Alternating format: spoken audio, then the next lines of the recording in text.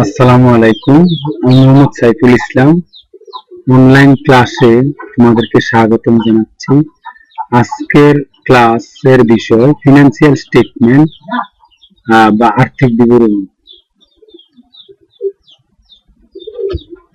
আর্থিক বিবরণীকে ব্যবসা প্রতিষ্ঠান প্রাণ বলা হয়।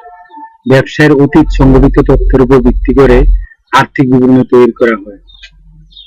মুনাফা অর্জন করা ব্যবসার মূল উদ্দেশ্য। প্রত্যেক ব্যবসার মালিক নির্দিষ্ট সময়ে শেষে তার প্রতিষ্ঠানের লাভ বা ক্ষতি এবং সম্পদ ও ব্যয়ের পরিমাণ জানতে চায়, আর এটা জানা সম্ভব আর্থিক বিবরণী প্রস্তুতের মাধ্যমে। দক্ষ ব্যবস্থাপনার জন্য আর্থিক বিবরণী খুবই গুরুত্বপূর্ণ ভূমিকা পালন করে। সংজ্ঞা: একটি নির্দিষ্ট হিসাবকাল শেষে প্রতিষ্ঠানের আর্থিক ফলাফল, আর্থিক অবস্থা ও নগদ প্রবাহ জানা এবং ভবিষ্যতে সিদ্ধান্ত গ্রহণের জন্য যে সুশৃঙ্খল কাঠামোবদ্ধ বিবরণী প্রস্তুত করা হয় তাকে আর্থিক বিবরণী বলে। American institute of certified public accountant AICPA কর্তৃক সংজ্ঞায় বলা হয়েছে, আর্থিক বিবরণী হচ্ছে নথিবদ্ধ ঘটনা, হিসাব সংক্রান্ত প্রথা এবং ব্যক্তিগত বিচার বুদ্ধির একটি সমন্বিত বিষয় এবং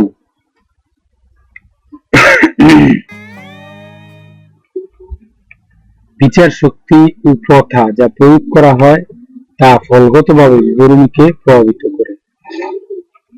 ইন্টারন্যাশনাল অ্যাকাউন্টিং স্ট্যান্ডার্ড IAS এর মতানুসারে বলা হয়েছে, সাধারণ মানের আর্থিক বিবরণীর উদ্দেশ্য হল কারবারের আর্থিক ফলাফল, আর্থিক অবস্থা, ফলাফল এবং নগদ প্রবাহ সম্পর্কিত তথ্য সরবরাহ করা, যা বহুমুখী অর্থনৈতিক সিদ্ধান্ত গ্রহণে সহায়ক। আর্থিক বিবরণী এর বিভিন্ন অংশ। পূর্বে আর্থিক বিবরণী অংশ মূলত তিনটি বিবেচনা করা হলেও বর্তমানে 1997 সালে সংশোধিত আন্তর্জাতিক হিসাবমান 1 IAS 1 অনুযায়ী আর্থিক বিবরণী 5টি অংশে প্রস্তুত করা হয়। আর্থিক বিবরণী পূর্ণাঙ্গ ধারণা পাওয়ার জন্য আন্তর্জাতিক হিসাবমান 1 ইন্টারন্যাশনাল অ্যাকাউন্টিং স্ট্যান্ডার্ড 1 অনুসরণ করতে হবে। সেখানে আর্থিক বিবরণীর 5টি অংশ পাওয়া যায়, যা নিম্নরূপ। 1 নম্বরে হলো বিশদ আয় বিবরণী বা স্টেটমেন্ট অফ কম্প্রিহেনসিভ ইনকাম। 2 নম্বরে হলো আর্থিক অবস্থার বিবরণী বা স্টেটমেন্ট অফ ফিনান্সিয়াল পজিশন। 3 নম্বর হলো মালিকানা সত্ত্ব বিবরণী বা সংরক্ষিত আয় বিবরণী, ওনার্স ইকুইটি স্টেটমেন্ট বা রিটেইন আর্নিং স্টেটমেন্ট। 4 নম্বরে হলো নগদ প্রবাহ বিবরণী বা ক্যাশ ফ্লো স্টেটমেন্ট।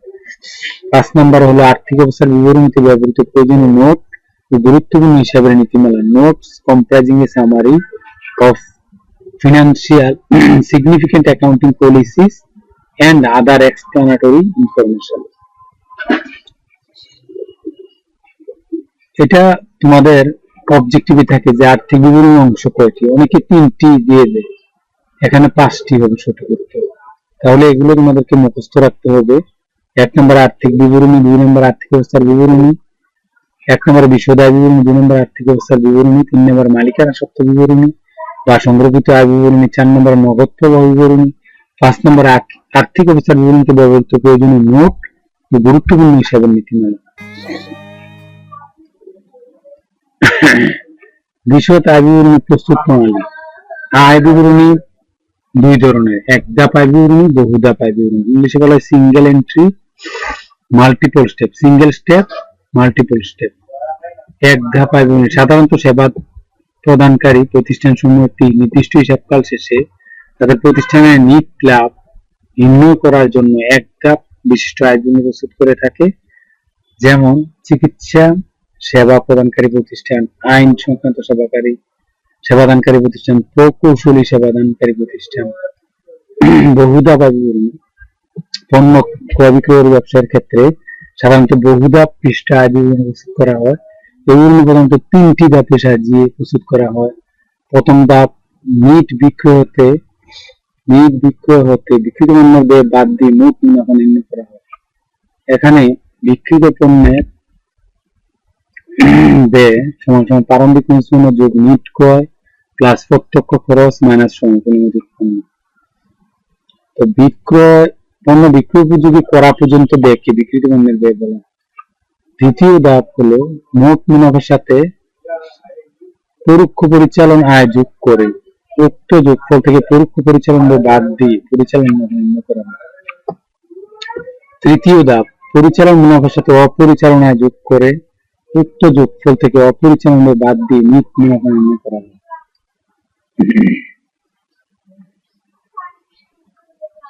তো শিক্ষার্থীরা, আজকে তোমাদের এই পর্যন্ত।